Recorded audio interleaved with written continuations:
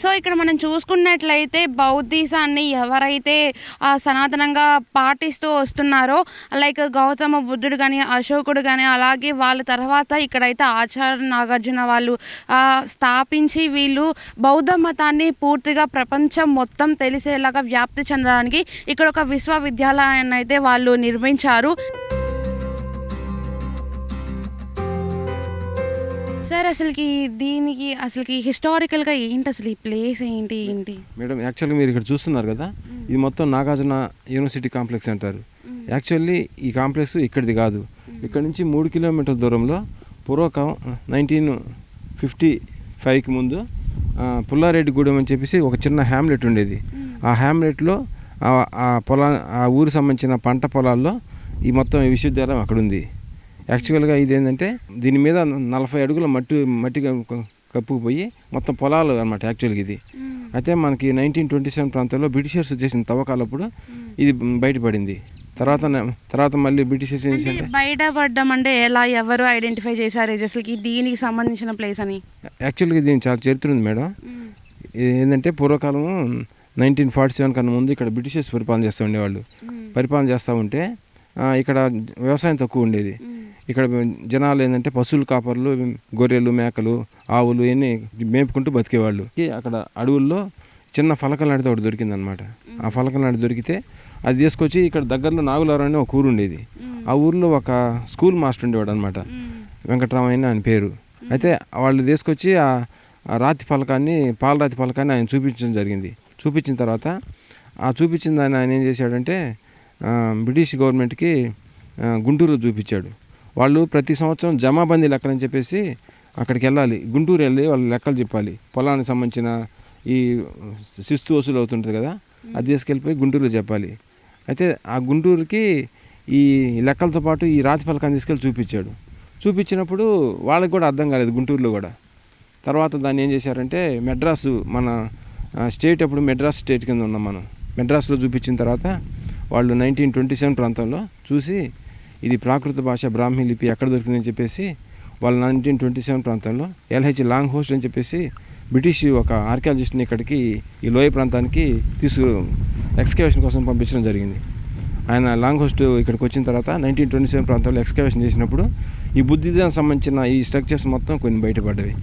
తర్వాత మళ్ళీ వాళ్ళు ఏం చేశారు, 1936 ప్రాంతంలో 32 ప్రాంతంలో కొంత ఎక్స్కవేషన్ చేశారు. అట్లా ఎక్స్కవేషన్ చేసిన తర్వాత మనకి పూర్వకాలం ఇక్కడ పరిపాలన చేసిన శాతవాహనులు, ఇక్ష్వాకుల కాలం నాటి మొత్తం స్ట్రక్చర్స్, తర్వాత బౌద్ధ మతానికి సంబంధించిన కొన్ని స్ట్రక్చర్స్, తర్వాత మొత్తం 132 సైట్స్ మనకు బయటపడ్డాయి ఇక్కడ. అంటే అసలుకి ఇది ఎవరు స్థాపించారు ఈ కాలేజ్ అని, ఈ విశ్వవిద్యాలయానికి ఇక్కడ స్థాపించడానికి గల కారణాలు ఏంటి అసలు? మేడం, పూర్వకాలం సామాన్య శకం 1-2 శతాబ్దాల్లో ఇక్కడ శాతవాహనులు, ఇక్ష్వాకులు అనే రాజులు ఇక్కడ పరిపాలన చేస్తూ ఉండేవాళ్ళు. వాళ్ళు పరిపాలన చేస్తున్న టైంలో ఆచార్య నాగార్జున అని చెప్పేసి ఒక బౌద్ధ మహా గురువు ఆయన వాళ్ళ ఇక్ష్వాకుల బ్యాకప్తో, వాళ్ళ సహకారంతో ఇక్కడ విశ్వవిద్యాలయం స్థాపించడం జరిగింది. స్థాపించిన తర్వాత ఇక్కడికి ప్రపంచంలో నలుమూల నుంచి బౌద్ధ భిక్షువులు కానీ శిష్యులు కానీ వచ్చేసి ఇక్కడ విద్య నేర్చుకొని చెప్పేసి ప్రపంచం మొత్తానికి వెళ్ళిపోతూ ఉండేవాళ్ళు.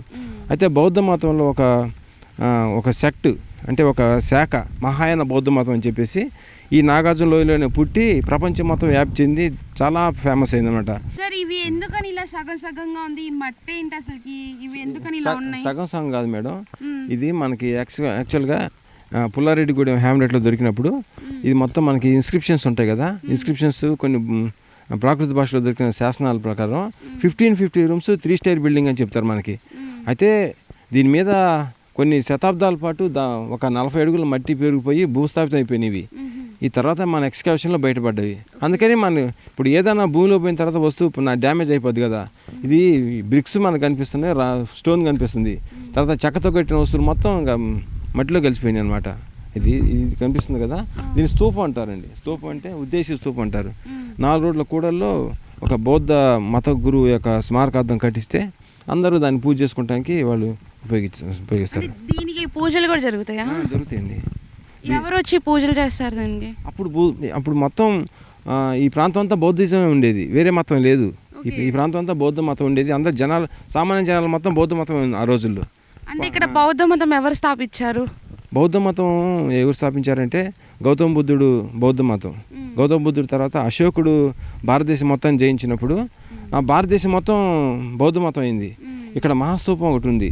మహాస్తూపం ఏంటంటే అశోకుడు బౌద్ధ మతం తీసుకున్న తర్వాత అశోకుడు బౌద్ధ మత వ్యాప్తి కోసం కూతురు సంగమిత్ర, కొడుకు మహేంద్ర అని చెప్పేసి వాళ్ళని శ్రీలంకలోని అనురాధపురం అని చెప్పేసి ప్రాంతాన్ని పంపిస్తూ ఉంటే అశోకుడు క్రీస్తుపూర్వం 2-3 శతాబ్దాల్లో ఈ ప్రాంతాన్ని పరిపాలించినప్పుడు కళింగ యుద్ధం జరిగింది. కళింగ యుద్ధం జరిగినప్పుడు గొప్ప రక్తపాతం జరిగి రక్తం ఏర్లే ప్రవహించినప్పుడు ఆయన ఆ బీభత్సానికి ఆ హింసను చూసి ఆయన మతం మనసు మారిపోయి ఆయన బౌద్ధ మతం తీసుకుంటాడు. బౌద్ధ మతం తీసుకున్న తర్వాత మన భారతదేశం మొత్తంలో బౌద్ధ మతమే ఇంకా అప్పుడు వెలిసిలింది. రాజు ఏ మతాన్ని తీసుకుంటే ఆ మతం బాగా డెవలప్ అవుతూ ఉంటుంది, ఎందుకంటే రాజ ప్రాపకం ఉంటుంది కాబట్టి. అయితే అశోకుడు బౌద్ధ మత వ్యాప్తి కోసము శ్రీలంకలోని అనురాధపురం అనే ప్రాంతానికి కొడుకు మహేంద్ర, కూతురు సంగమిత్ర అనే వాళ్ళని పంపించినప్పుడు వాళ్ళు ఈ నాగార్జున లోయ గుండు వెళ్తూ ఈ నాగార్జున లోయలో ఒక అందాలను చూసి ఒక చిన్న రిలిక్ అంటే బుద్ధ ధాతువు పెట్టేసి ఒక స్తూపాన్ని కట్టిస్తారు. సో ఇది హిస్టారికల్గా ఇది కూడా ఒక టెంపుల్ టైప్ అంట. అసలు ఏంటో ఇది దేనికి సంబంధించిన టెంపుల్ ఒకసారి అడుగుదాము. సో చెప్పండి, ఇది దేనికి సంబంధించిన టెంపుల్? మేడం ఇది బుద్ధ టెంపుల్ మేడం. అక్కడ ముందు చూస్తున్నారు కదా మీరు, అక్కడ 4 పిల్లర్స్ ఉన్నవి. 4 పిల్లర్స్ సెంటర్లో స్టాండింగ్ బుద్ధ ఉంటాడు అనమాట అక్కడ. తర్వాత ఇక్కడికి వచ్చిన తర్వాత మీరు చూశారు కదా, ఇక్కడ half moon decorated with animals. చూడండి, హాఫ్ మూన్ ఉందా. తర్వాత చుట్టూరు ఏంటంటే ఈ మొత్తం స్టోన్ అనమాట, స్టోన్ కార్వింగ్స్ ఉంటాయి అనమాట, బొమ్మలతో వేసి ఉంటాయి. యాక్చువల్గా ఇది ఏంటంటే మీరు చూస్తున్నారు కదా, ఇది రిప్లికా అంటారు దీన్ని ఒరిజినల్ ఏం చేశారంటే నాగార్జున మ్యూజియంలో పెట్టారు. అది ఏంటంటే మొత్తం రాతితో చిక్కుంటుంది అనమాట. ఇది ఏంటంటే సిమెంట్తో చేసిన రిప్లికా బొమ్మ అనమాట. అక్కడేమో ఆ సెంటర్లోనే బుద్ధ టెంపుల్ ఉంటుంది. బుద్ధ స్టాండింగ్ బుద్ధ ఇట్లా ఉంటాడు బుద్ధుడు. ఇది కోడిగుడ్డ ఆకారంలో ఉంటుంది చూడండి, ఆక్టాగ్నల్ అంటారు కదా. ఈ పొడుగు ఉంటే అక్కడ రౌండ్ షేప్, ఇక్కడ కూడా ఇట్లా చూడండి కోడిగుడ్డ ఆకారంలో ఉంటుంది. ఈ వాళ్ళ బుద్ధిస్టుల యొక్క స్టైల్ ఇట్లా ఉంటుంది టెంపుల్స్. యాక్చువల్గా బుద్ధిజంలో అండి విగ్రహారాధన లేదు. విగ్రహాన్ని పూజ చేయటం అనేది బుద్ధుడు బౌద్ధ మతాన్ని స్థాపించినప్పుడు లేదు. తర్వాత బౌద్ధ మతం క్షీణ దశకొచ్చిన టైంలో ఆచార్య నాగార్జున పీరియడ్లో ఆ బుద్ధుని ఒక విగ్రహంగా పూజ చేయడం అని చెప్పేసి ఒక సిస్టమ్ ఇక్కడ పుట్టింది. దీనినే మహాయాన బుద్ధిజంలో ఒక భాగం అయిపోయింది అనమాట. ఇది కనిపిస్తుంది కదా, ఇక్కడ మీరు కనిపిస్తుంది ఏంటంటే దాన్ని చైత్యగృహం అంటారు, సింబల్ ఆఫ్ ఎన్లైట్మెంట్. బుద్ధుడికి జ్ఞానోదయం జరిగిన తర్వాత దానికి సింబల్గా ఆకారాన్ని పూజ చేస్తూ ఉంటారు అనమాట. ఇప్పుడు మనకి ఈ రోజుల్లో కాంక్రీటు, సిమెంటు, రాడ్ ఇవన్నీ వచ్చినాయి. ఆ రోజుల్లో ఇవన్నీ లేవు మనకి. ఎట్లా కట్టించేవాళ్ళంటే ఈ మిల్క్ స్టోన్ అంటారు, పాలరాతి అంటారు దీన్ని. ఈ పిల్లర్స్ ఇట్లా పెట్టేసి ఇక్కడ ఈ గ్యాప్ను చూడండి, దీని మీద మొత్తం వుడ్ పెట్టేవాళ్ళు. వుడ్ పెట్టి పైన కప్పేసేవాళ్ళు. దీని మీద ఇంకొక లేయర్ వచ్చేది, మొత్తం చెక్కతో కట్టేవాళ్ళు. ఇది ఇప్పుడు ఇక్కడ కనిపిస్తున్న స్ట్రక్చర్ ఏంటంటే ఓపెన్ హాలు. బుద్ధిస్టులు వాళ్ళు కూర్చోవడం కోసం, మెడిటేషన్ చేసుకోవడం కోసం, వాళ్ళు ఫ్యూచర్ డిస్కస్ చేయడం కోసం ఆ రోజుల్లో ఉపయోగించిన సెంట్రల్ ఓపెన్ హాల్ అనమాట. అవన్నీ కనిపించే చుట్టూరు వాళ్ళ మోంగ్స్ ఉంటాయి రూమ్స్ అనమాట అవన్నీ. ఓకే. ఈ విద్యాలయంలో ఇక్కడ మనకి మేజర్గా తెలుస్తుంది ఏంటంటే ఇక్కడ వాళ్ళు జీవనం ఎలా కొనసాగించారు, అప్పట్లో ఎలా ఉండేది. సో అంటే వాళ్ళు జీవించినప్పుడు ఉన్న పాలరాతి కానీ, వాళ్ళు మాట్లాడుకునే ప్లేసెస్ కానీ, వాళ్ళు నివసించే గదులు కానీ, ఇవన్నీ మాత్రం వాళ్ళు నివసించే గదులు ఇంత చిన్నగా ఉంటాయి అన్నమాట.